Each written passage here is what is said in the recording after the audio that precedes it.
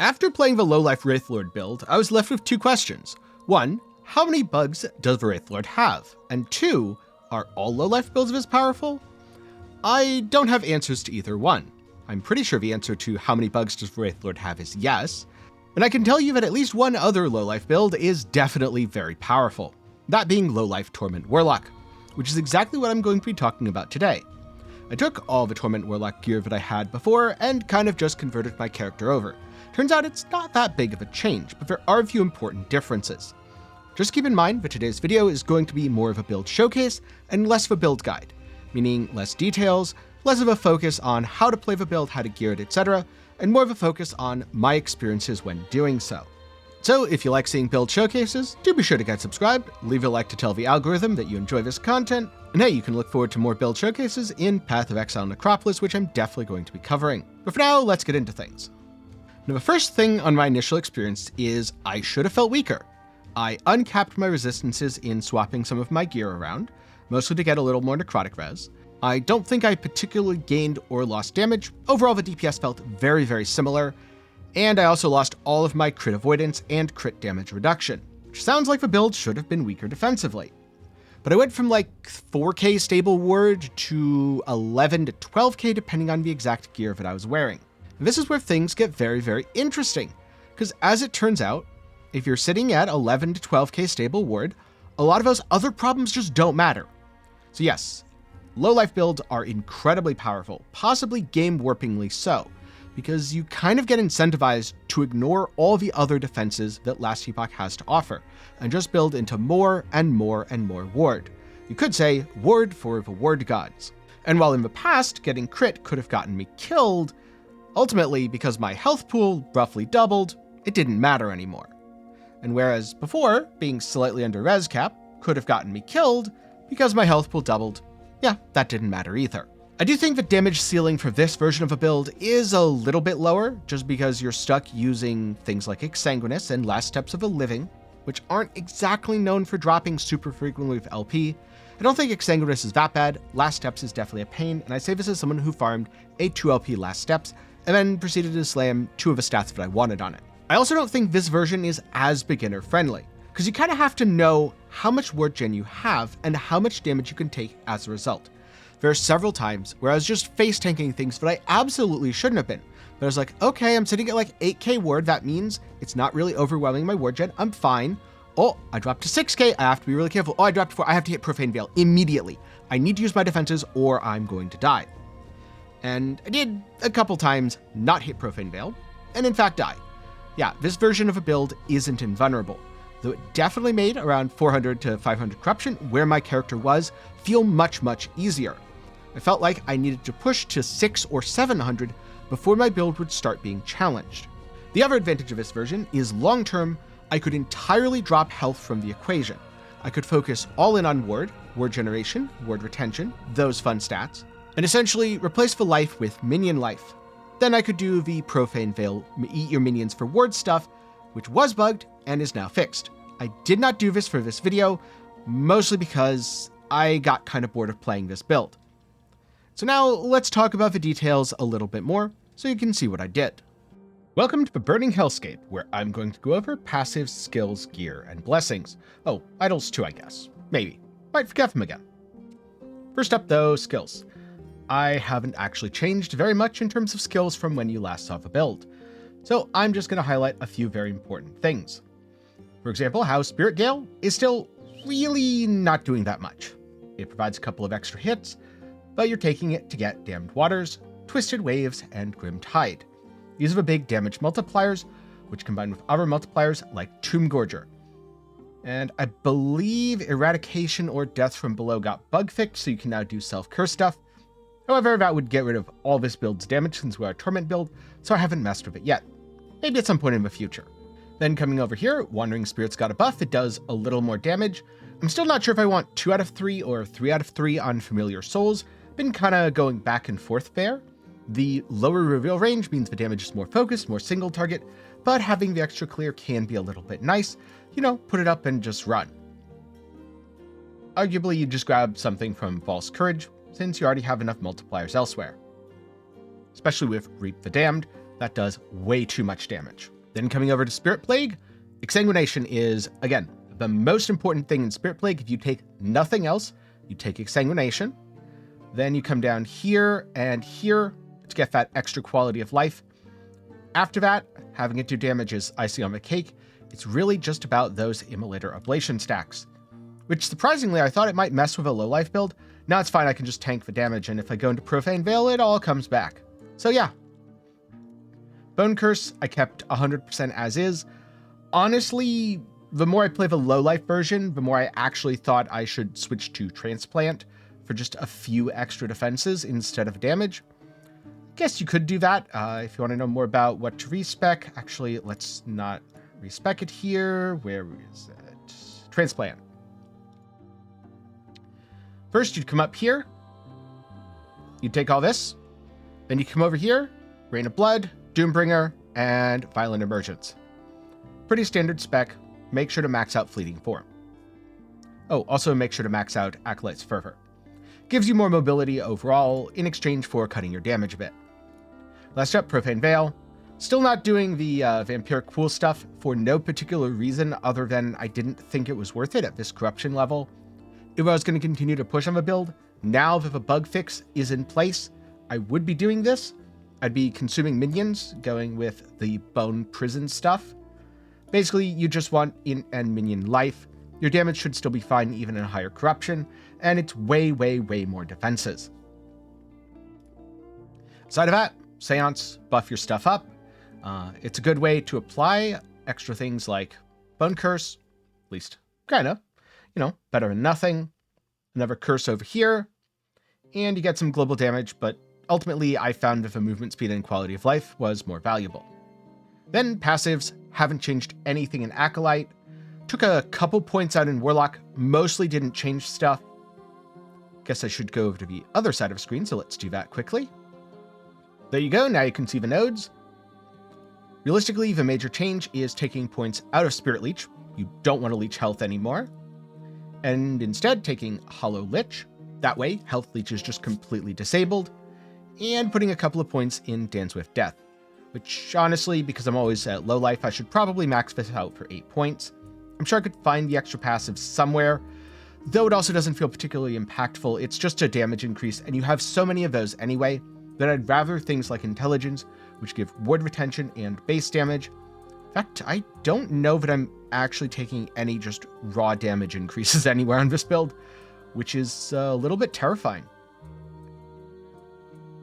Obviously, Imperishable, still really, really good. That ward decay threshold per necro res, when you have, 600% necro res, a little bit of ward decay threshold. Doom Herald, super good. While you're channeling, it's great to deal, you deal more damage to damned. That's really cool, but it's also for the less damage taken. I don't want to undersell the defensive.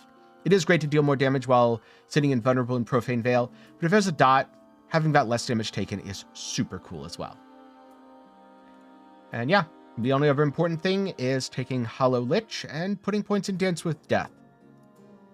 That's about it for skills and passives. Not that much changed, which is why I'm just doing this quick overview. In terms of gearing, quite a bit changed. So first up, we are still swapping between the Ghostmaker for clearing, this time with 69% crit multi. Can't really change it now. Got the perfect roll. And the Mad Alchemist's Ladle, which I'd kind of call the Sad Alchemist's Ladle because it missed the crit multi. And I haven't found any more 2 or 3 LP ladles, so I haven't fixed it. Hey, still really good for nuking bosses, though. If you want to see what I mean, just watch how quickly I get the stacks. You can kind of see this by the maximum number of stacks that I have. So topping out at about 40 to 47 with the Ghostmaker, which isn't terrible to be fair. You can absolutely use that for most stuff. But if you want to burst down a boss real quick, this just helps you ramp that little bit faster and maintain more stacks. As you can see, 51, 52. Not a huge difference, and remember, you don't gain any extra damage for going over 40. This does have necrotic res on it now. Yep, I finally hit the 1 in 4. I was really hoping for a 2 LP for this video, but 2 LP plus 6 didn't actually happen, and I couldn't use any of the 1 LP plus 4s because that's way less damage. Unfortunately, the plus spell damage here is so powerful that it does outweigh having 1 LP on the item. Sort of. +1 doesn't, but +2 does, at least based on my testing hitting the dummy. Now, another change is we have on an Exsanguinous. This is how you go low life. You want that current health lost, missing health gained as word. That's how I have this nice word, which I don't think I'm quite obscuring. Nope, not quite obscuring, though it's kind of hard to see on the background. It's currently sitting at 11.5k stable. So increased health is good. Intelligence is also quite good. The increased attack, cast, and move speed if you used a potion. Occasionally it procs. I don't do it too much though, just because I'm too lazy to hit my potion button just for a speed boost unless I actually need the speed. Last Steps of the Living. This happens to have hybrid health on it. Ideally you'd want 2 LP with hybrid health and necrotic res. Current health lost, missing health gained. This is again a massive word engine. And the other really big change is the Malin's Hubris with T5 current health lost, missing health gained as word. Another really powerful word engine. So overall, that's the setup for low life. Spamming spells, you convert health over with Twisted Heart of Ukros. This helps to counteract things like your potion or any incidental healing that you have. Funnily enough, Twisted Heart of Ukros is actually less important to this version of the build and could easily be swapped out for a really, really good relic, which I was kind of tempted to do because it would help me cap out my res. But I wasn't dying yet, probably because this character's only at like 400 to 500 corruption. If I was pushing higher, when I started dying, I would consider if I actually wanted to keep the Twisted Heart of Ukros, or if I wanted to swap it out, something that maybe has more LP potential, or just a random old Exalted. Either would work. You can get Intelligence, I think you can get... Actually, I forget if you can get all res or if it's all res while channeling, which wouldn't be as helpful. One of them's a shield mod, one of them's a relic mod. And you'd get word per second, all that fun stuff, plus extra suffixes for life and resistances. Didn't go too far into life, 2.1k seemed plenty. The Barboot is 100% the same, Omnis is the same, and it's not like you're going to get that many Omnises. I did get a new focus. I like this one quite a bit better. I think technically Necrotic Res or Crit Multi would be the ideal Exalted.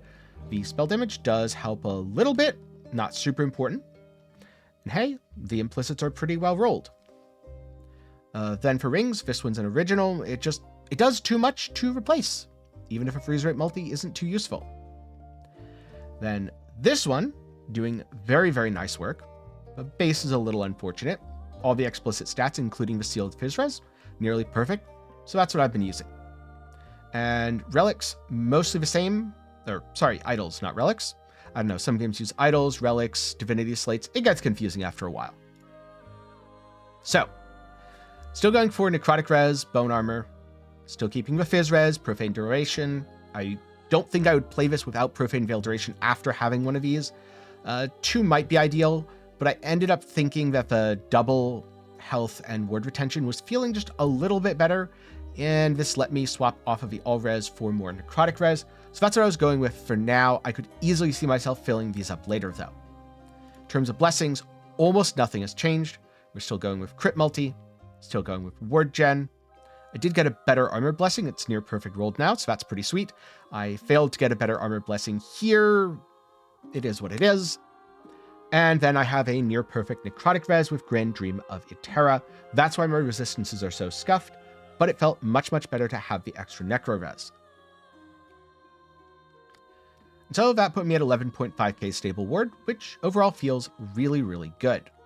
And hey, unless the enemy cannot be dodged, or they're dealing damage over time, you can always sit in Profane Veil if you're taking quite a bit of damage.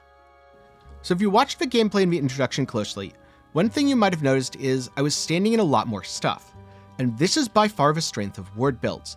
When your EHP doubles, triples, quadruples, then you can stand in things that would have otherwise one-shot you, and really the only limiter on the damage you can take is how high can you pump your ward. With Necrotic Res and the Bone Clamor Barboot, I wouldn't be surprised if this build can pump it all the way up to 20k stable ward with perfect gear. Mostly just extrapolating here because I'm pretty sure I could double my Necrotic Res and get way more health, all that fun stuff, or issue health entirely and not worry about that. Then again, I lose Word Gen if I lose health, so maybe that isn't the way to go. I'll be honest, I haven't looked into a min-max, though if you want to look into a min-max setup, I'm pretty sure Volka attached a pretty darn good one to his guide. I'll link that down in the description below. But okay, why did I get bored? In short, because I had already solved the puzzle of how to play Torment Warlock. I already got it to the point where I was happy with a build, it performed well, I understood how the gameplay went, all that fun stuff. And swapping over to Ward didn't really change anything. I also feel like when I'm constantly just being pushed to grind corruption on one character, I don't have as much fun with the game. Because I like trying new things, I like playing new builds. I actually enjoyed solving the puzzle that was Wraithlord despite all the bugs. Speaking of, if you want to watch that, I'll link it down below. You can check it out after this. And so feeling like I came back to a puzzle that I already solved and just took 3 pieces out, then put them back in, wasn't the most satisfying experience. Usually when I min-max characters like this, it's as part of playing the build. It's not coming back to it later. So I don't know if I'll be doing this again anytime soon, but I also didn't want to re-level, so I decided to try it out. That said, I think I'm going to be wrapping up my thoughts on Last Epoch, not only because Necropolis League is approaching, but also because I don't want to level again. And so that wrap-up video will be coming out soon. That said, if you end up playing Torment Warlock, I very much recommend starting with a life-based version. It's quite fast, especially if you spec into Transplant, you get really good defenses, and overall the damage isn't bad either. But ultimately, you will want to min-max around the low-life ward-based version, since it's simply way more powerful. You lose a little bit of damage in terms of top-end min-maxing. Trust me, you won't notice it, because your defenses are going to be great, you're going to be able to stand in stuff that would have otherwise killed you, and it still plays really, really smoothly. And so I'm curious, if you've played both a life-based and low-life or ward-based version of a build, which do you end up preferring? For me, it's definitely the low-life based. But I look forward to reading your thoughts down in the comments below. That said, I'd like to take a minute to thank my patrons and channel members for the continued support. For as low as $1 a month, you can help make videos just like this one possible. I'm also thinking of revamping the Patreon a little bit. So if you have any suggestions on something that you'd pay $1 or more a month for, leave it down below along with how much you'd be willing to pay. And if you don't feel like you can pay anything, don't worry about it, no pressure on that. This is just for people who do want to contribute and want something in return. So that said, thanks for watching to the end, I hope you learned something, and I'll see you in the next one.